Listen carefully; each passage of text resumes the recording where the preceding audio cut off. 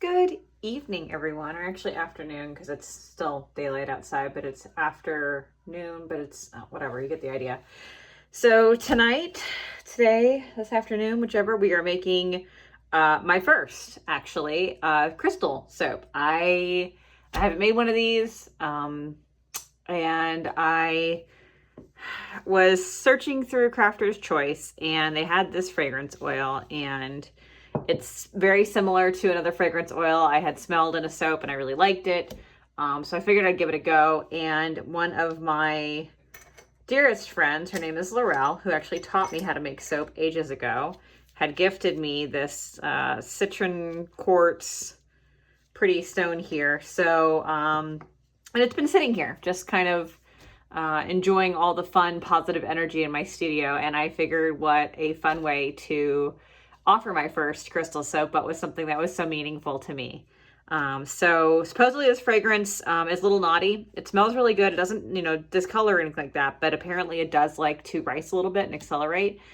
So we will see if I get the design I've planned. And I'll let you know. So like normal, I am going to try it in a 5-pound batch because why not test things in 5-pound batches? All that being said, we've got titanium dioxide from Brambleberry. This is, what are you? Full Throttle with titanium dioxide. And this is a mix of oranges, primarily orange, yellow neon, and Eye of the Tiger from Nurture with some titanium dioxide in it. So now that we've talked about those, we'll put those off to the side, put you back where you live for right now, and let's make some soap. So this is our lye solution, which has raw silk and powdered sugar and sodium lactate in it. If you are new to the channel, hi, hello. If you're returning, nice to see you. If you are wondering about my beautiful sleeves, they are from Farmer's Defense. You can see the name there. It's kind of cool. It's a nice little brand repping for them. I do have a link for a free mask if you want to order them from the company. They've got some really beautiful designs coming out, and I've actually just ordered myself, or I'm about to order myself, a pair of these, and there's like a black orchidy looking one. It's really pretty. I need that too. It's very South Florida. So we've added our lye and kind of whirled it a little bit, not a whole bunch. Now we're going to add our goat's milk, fresh goat milk from the farm. This is actually Gertie goat milk.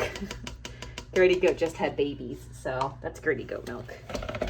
She's a very productive milker, so she can share with me. All right.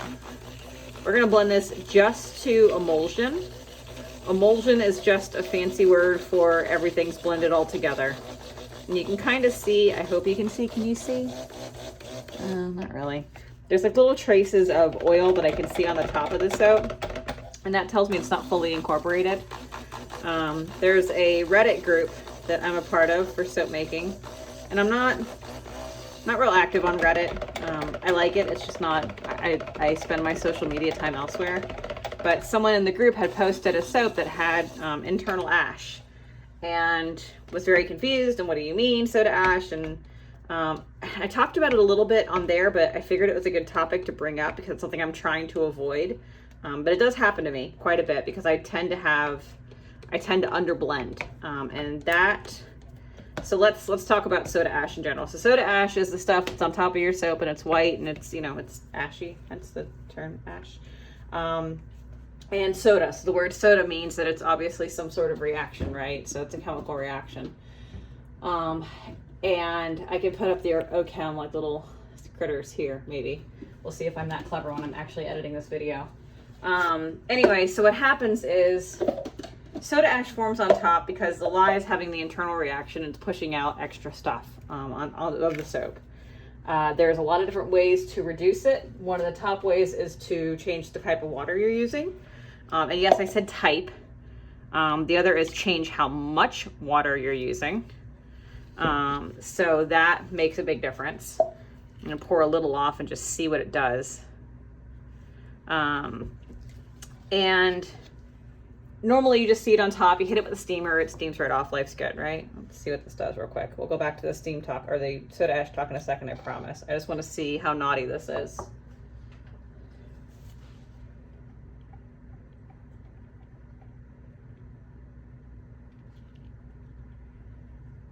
All right, well, there was supposed to be some ricing. Maybe if I let you sit. Okay, I'm not mad about that. Anyway, so back to soda ash. So anyway, if it's on top of your soap, you steam it, whatever, it goes off. So what is internal soda ash? So what happens when something isn't totally emulsified, I'll mix my colors first so I have more fragrance, is it leaves non-soap crystals, for lack of an easier way to say it. I hate the term crystal for this particular thing, but it complex, you know, molecules, whatever you want to say. So when the lye interacts with a fat of some sort, would be it animal or vegetable or oil, same difference. Fat is fat. Oil is just a fancy word for fat. What ends up happening is it changes itself and it attaches itself to the fat molecule and changes it into soap, hence saponification. So when you have soap that isn't totally emulsified or blended, and emulsified isn't trace, like this still isn't even, maybe just now at trace, you can kind of see a little bit, but before we started, that wasn't even at trace yet. That was just emulsified. It's just really well mixed. If it wasn't really well mixed, some of the molecules don't have a dance partner. That's how I usually explain this when I'm teaching friends how to make soap, is I talk about how, you know, lye is basically the lonely guy at a dance and looking for somebody to come along and dance with him. I'm not sure why lye is a boy in this particular case, but it was. You can make it a girl too. This is a you know, any type of situation. Anyone can be lonely. You don't have to just be boys. So when you add it to fats, it then reacts with the fats and changes itself, and now it's got its own little party going on, right? So when you don't blend everything, the lye or lonely people at the dance don't find partners fast enough and they don't link up. And that leaves space inside the soap for the soap itself to have not everyone's paired off, right? There's like another spot. I'm gonna start like, anyway, I'm distracted by spots in my soap. What ends up happening is I get my shea butter from Caprica, and it's raw. It's like super raw, organic shea butter. Plus I have children who let animals into my studio occasionally, and I think I'm seeing some of that too. All right, so anyway, so everyone's at the party, everyone gets paired off. Your soap has no internal lye, or no internal ash. But again, when everyone isn't paired off, there's space in between. It's kind of like when you're at the school dance and the teacher holds a balloon between you two. It's like that. Well, that space where the balloon is being held between you, that's where the ash from the chemical reaction that doesn't have to go up anymore, because it doesn't have to. There's space. You've left space inside the soap for that to go up. And so that means that you have these internal odd ashy patchy spots inside your soap. They don't scrape off. You wash them, they're still there, and that's because they're internal. Versus if you fully incorporate and emulsify the soap itself, you're not going to have those because there's no space for it to go. So it's going to have to go up. So that's what internal ash is. That's how you combat internal ash. When we were talking about it, someone said, oh, well, I poured a really thin trace. And, you know, I kind of said, well, you actually didn't have trace. That's the whole problem. If you had trace, you wouldn't be seeing that. You'd have lye soda ash on top, not, you know, the ash in between. All right, so let's do the fragrance in this first. Now, I talked about in other videos, some fragrances don't like certain colorants. So I'm just going to kind of give this a watch to make sure that titanium dioxide is not one of those. It seems to be okay with that. And we'll add some to here. And the yellow is okay, which is good. One of the fragrances I was working with the other day was a daffodil fragrance, and it riced, but only in the yellow. What color are daffodils? They're yellow. So annoying. So it does happen. I do see it happen where it only likes certain colors. But in this case, it is behaving with all the colors I've given it to. So that is a delightful change. All right, try not to get it everywhere while I'm mixing it. This is behaving so well, I may actually, I don't know if I'm going to be that brave, but I may actually try. What are you? You are not a spot. What are you? What is this? Is this a speck of black soap, maybe? What are you? You don't belong in there.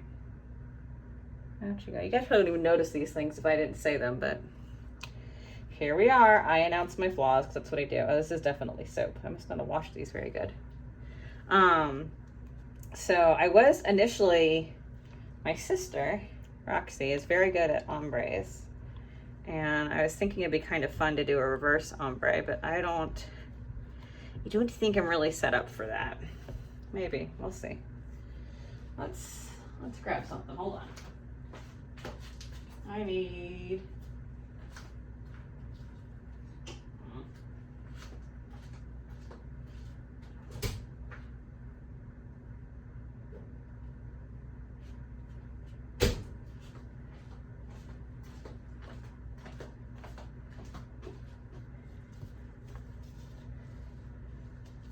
just to kind of help keep this smooth.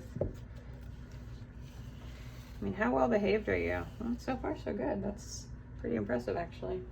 For a fragrance I was expecting a fight with, I'm not mad about that. All right, so let's start. Just pouring some in here to make it easier to add it. Okay.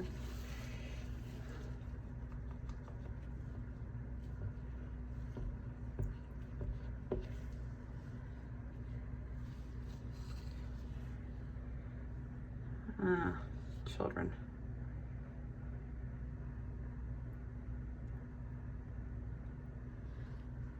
It would help if I didn't pour the soap outside of the mold.